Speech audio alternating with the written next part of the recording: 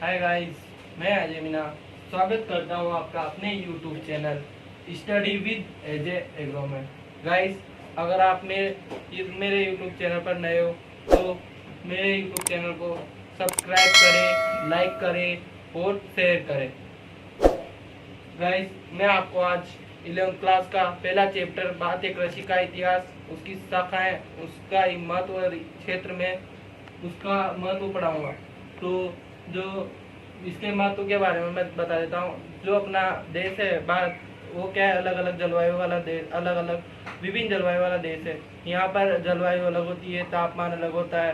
अलग अलग क्षेत्रों पे क्या होता है, तापमान अलग होता है, वायु वायु वेग, वायु दाब सभी क्या होते हैं, अलग अलग होते हैं। और जो कृषि है उसमें क्या होता है, उसको भूमिगत जल, मीठा जल और तापमान कम चाहिए।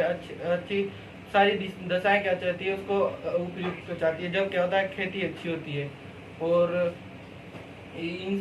जो देश है अपना, वो क्या है, विश्व में सब इन सभी की तुलना, इन सभी के मामलों में क्या है, अलग अलग है, सभी दशाओं के मामले में।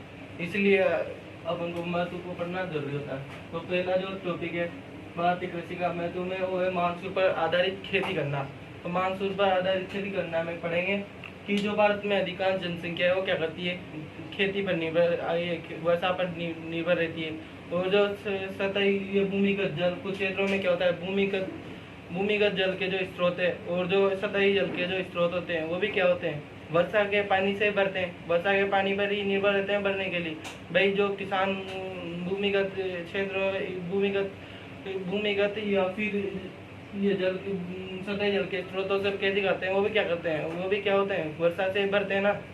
तो पढ़ते हैं भारत में जो पहला पॉइंट है वो क्या है, भारत में अधिकांश किसान क्या करते हैं, वर्षा पर आधारित खेती करते हैं। क्या करते हैं, वर्षा पर आधारित खेती करते हैं। कुछ क्षेत्रों में भूमिगत व सतही जल क्या करते हैं, सतही सिंचाई के भी हो सकता हूँ मैं, और जल के भी हो सकता हूँ। जो स्रोत है वो क्या करते हैं, मानसून पर निर्भर रहते हैं, यानी कि वर्षा के पानी पर निर्भर रहते हैं। अधिकांश क्षेत्रों में भूमिगत जल स्तर या तो क्या होते हैं, कम होते हैं।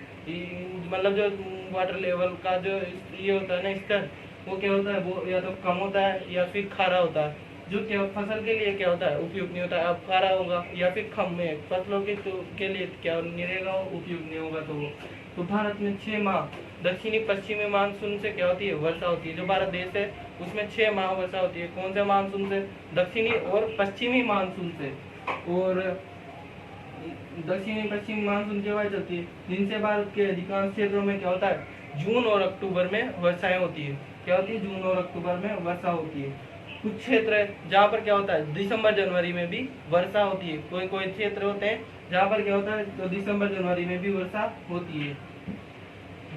तो अर्थव्यवस्था की अनियमितता यानी कि उसकी रेगुलरिटी को या कमी से खेती पर भी क्या पड़ता है, विपरीत प्रभाव पड़ता है। तो वर्षा की अनियमितता मतलब अगर उसकी जो ये वर्षा होती है उसकी अगर निश्चित रूप से नहीं होगी तो क्या होगा, तो या फिर कमी से भी क्या होता है, खेती पर विपरीत प्रभाव पड़ता है। क्या पड़ता है, विपरीत प्रभाव पड़ता है। और फसल की बुआई से लेकर उपज तक की जो सभी क्रियाएं होती है, उन पर भी क्या पड़ता है, वो भी क्या होती है, प्रभावित हो जाती है। भाई जब वर्षा नहीं होगी तो फसल की बुआई से लेकर जो भी क्रियाएं होती है फसल में, वो सब भी क्या हो जाएगी, प्रभावित हो जाएगी। जो दूसरा पॉइंट है अपना महत्व में, वो क्या है, अधिकांश जनसंख्या खेती पर निर्भर होना। तो अधिकांश जो भारत की जनसंख्या हो, क्या 70% जो जनसंख्या हो क्या करती है, तो गांव में निवास करती है वो 70% जनसंख्या। और वो किस पर निर्भर रहती है, तो किस पर निर्भर रहती है, तो खेती और खेती संबंधित उद्योगों पर ही निर्भर रहती है। जैसे कि दूध उत्पादन, ये पशुपालन हो गया, मछली पालन हो गया, मत्स्य पालन हो गया, इधर से कुक्कुट पालन हो गया, केचुआ पालन हो गया, इधर से मधुमक्खी पालन हो गया। तो इन सभी उद्योगों पर भी क्या रहती है, बस खेती पर भी निर्भर रहती है। जैसा दूध पशुपालन के लिए उसको क्या होता है, चारे की प्राप्ति, चारा चाहता है, तो वो भी किससे मिलेगा उसको, तो वो मिलेगा किससे, खेती से ही मिलेगा उसको। मधुमक्खी पालन क्या होता है, जब आप मधुमक्खी पालन करते हैं तो उसके जो वो बॉक्स रहते हैं उनको कहाँ लगाते हैं, खेतों में ही लगाते हैं, जिससे क्या होता है, परागण भी होता है फसलों में। और क्या होता है, जो ये फसलों में परागण भी होता है और उनको शहद भी मिलता है उन फसलों से, फूलों से।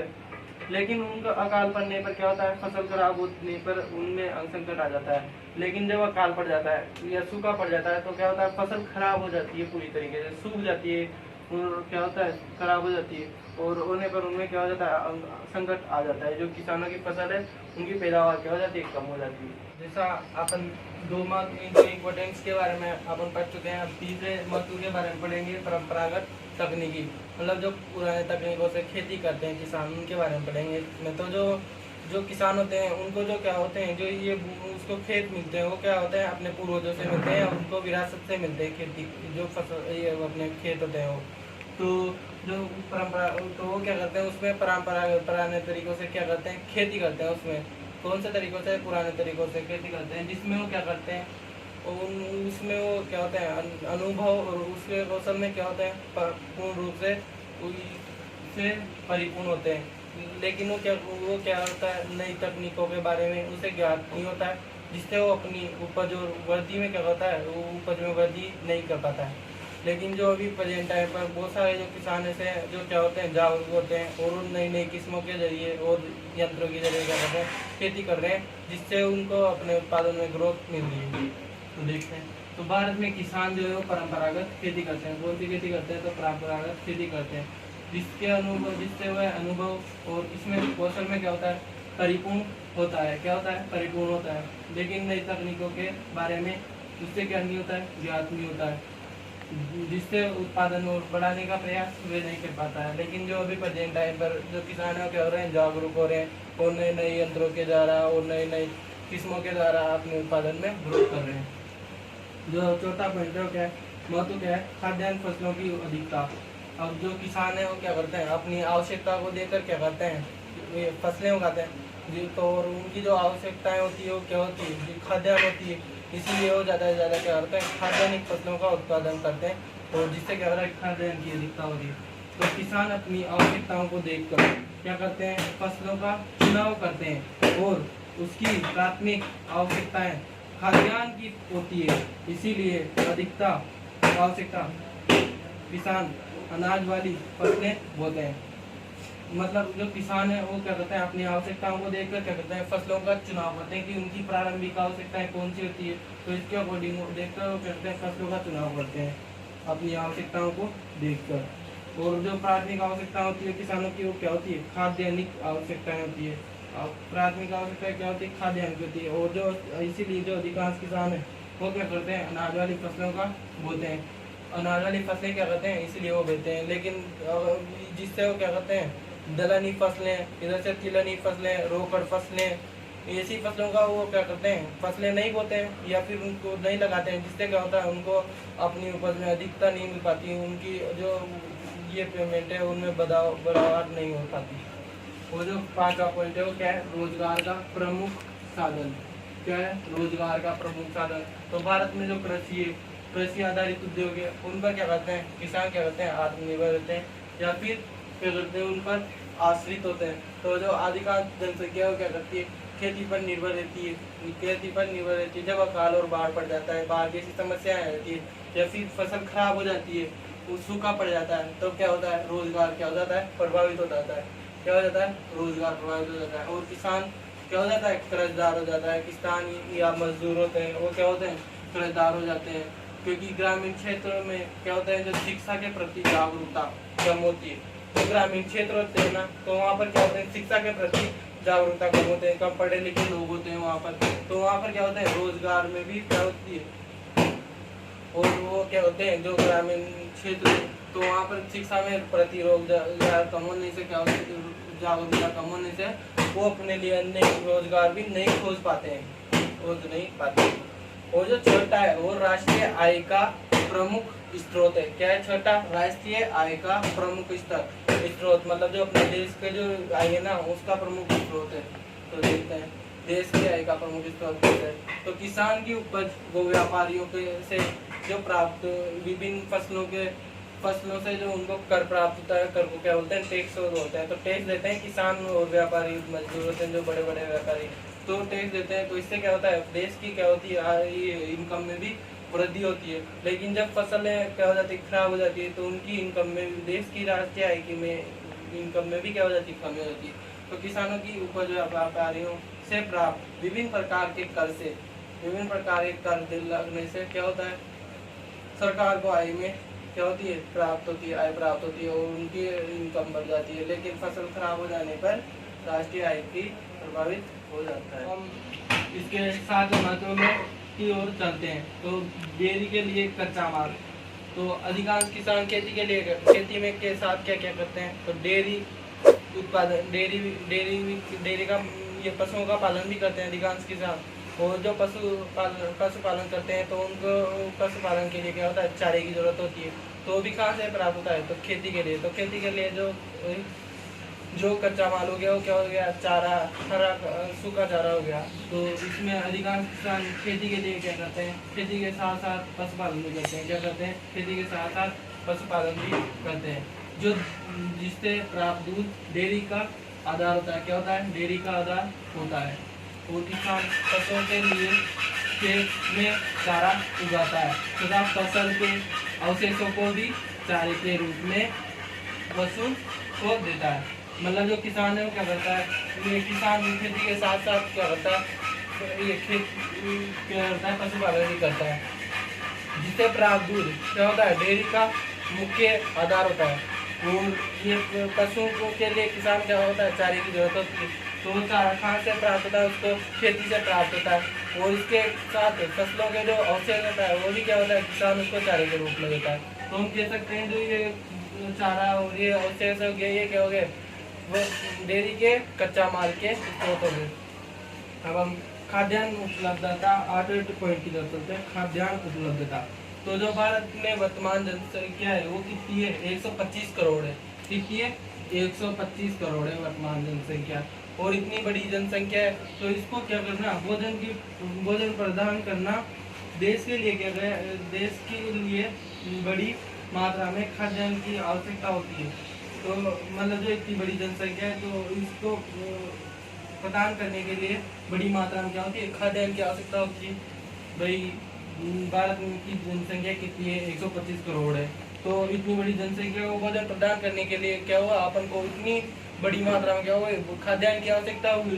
अब इसके लिए क्या होगा, हरित क्रांति से खाद्यान्न उत्पादकता बढ़ाई गई। तो अपने देश में क्या हुआ, हरित क्रांति आई थी ना तब से, जब से, तो उससे क्या हुआ, खाद्यान्न उपलब्धता बढ़ाई गई। और जिससे क्या हुआ, हमारा देश क्या हुआ, आज खुद पर आत्मनिर्भर हो गया। मतलब खाद्यान्न की पूर्ति पर आत्मनिर्भर बन गया। और क्या हुआ, इसके साथ ही वो क्या कर रहा, क्या हुआ, वो उत्पादन इसका निर्यात भी करता है। मतलब खाद्यान्न का निर्यात में भी सक्षम हो गया। और क्या हुआ, आत्मनिर्भर भी बन गया। तो जो 9वां पॉइंट है वो क्या है, वस्तु उद्योगों के लिए कच्चा माल। तो कौन सा पॉइंट है, वस्तु उद्योगों के लिए कच्चा माल। अब जो भारत में क्या है, कपास और जूट का जो उत्पादन होता है, वो प्रोडक्शन होता है, वो क्या होता है, अच्छा होता है, अच्छा उत्पादन होता है। तो इसका उपयोग क्या करते हैं किसान, वस्तु उद्योगों में कच्चे माल के रूप में करते हैं। मतलब इनसे रेशा बना के, कपास और जूट से रेशा बनाकर क्या करते हैं, वो वस्तु उद्योगों में कच्चे माल के रूप में करते हैं। तो भारत में कपास और जूट का उत्पादन क्या होता है, अच्छा होता है, कपास और जूट का उत्पादन।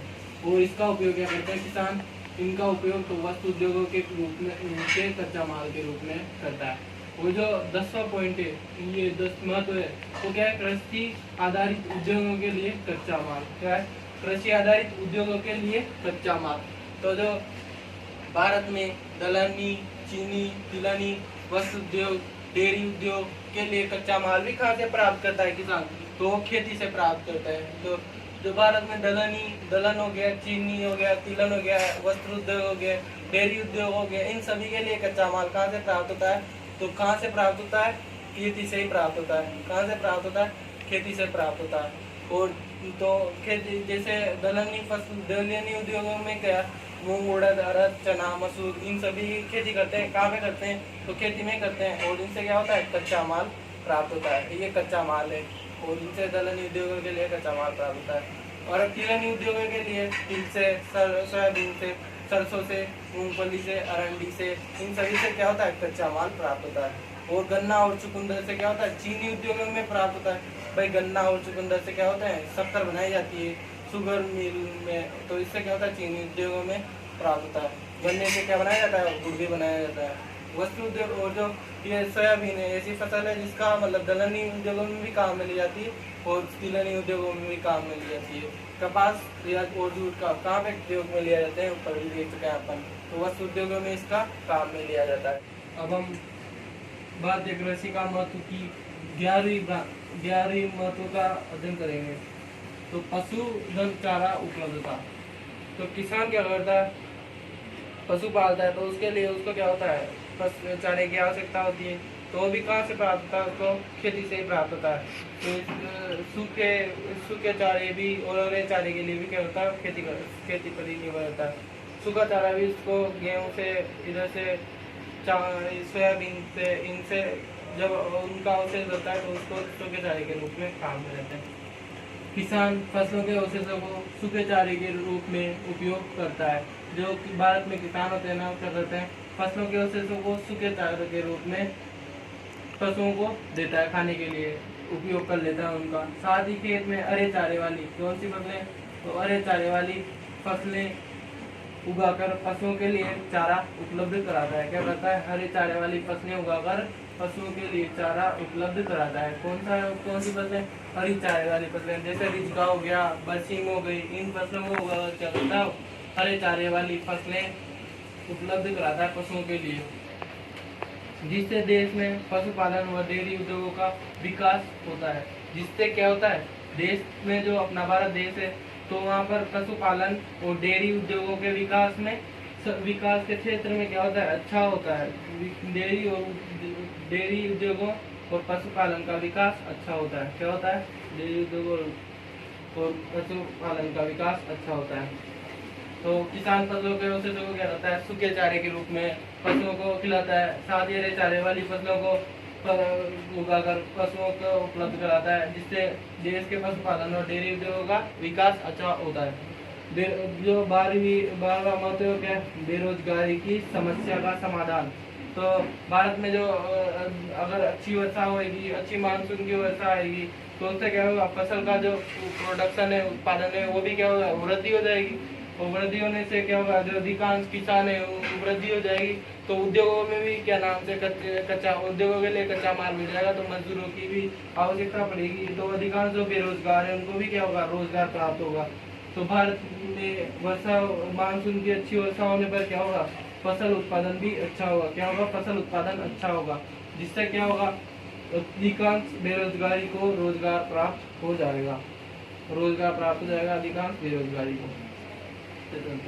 देश विदेश व्यापार का निर्यात। अब विदेश व्यापार व निर्यात, विदेश में व्यापार कैसे कर, विदेश से व्यापार कैसे करें, वो निर्यात करते हैं, तो उसके बारे में।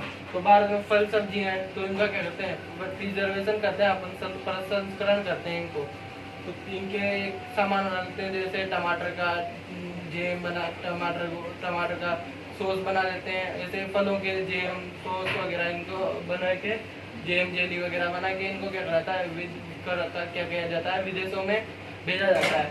तो भारत में फल सब्जियों का क्या करा जाता है, परिरक्षण किया जाता है, प्रसंस्करण किया जाता है, और उसके पश्चात इनको क्या किया जाता है, डिब्बों में बंद करके अच्छी तरीके से इनको क्या करा जाता है, देशों में निर्यात किया जाता है, जिससे भारत को क्या होती है, विदेशी मुद्रा अर्जित होती है, प्राप्त होती है, और देश की क्या होती है, देश का विकास भी अच्छा होता है। फिर तो देश को क्या होती है, विदेशी मुद्रा अर्जित होती है या फिर प्राप्त होती है। तो भारत में फल सब्जियों का प्रसंस्करण करने के पश्चात इनको क्या किया जाता है, उनका निर्यात किया जाता है, जिससे देश को विदेशी मुद्रा अर्जित होती है। इसके अलावा क्या किया जाता है, जो अनाज वाली फसलें इनको भी निर्यात किया जाता है, फल है इनको निर्यात किया जाता है। जैसे अपने देश में केला ज़्यादा उगता है, आम ज़्यादा उगता है, तो इनको भी क्या कहा जाता है, निर्यात किया जाता है। इनके उत्पाद बनाकर भी इनको क्या करा जाता है, निर्यात किया जाता है। और जो देश लास्ट पॉइंट है, अपने जो लास्ट महत्व है वो क्या है, देश के आर्थिक विकास में योगदान। जो देश का आर्थिक विकास है उसमें योगदान। अब ये कैसे, तो जब किसी देश में कृषि उत्पादन बढ़ता है, तो क्या होता है, किसानों की आर्थिक स्थिति में भी क्या हो जाता है, सुधार होता है, वो अच्छी होती है इनकी भी।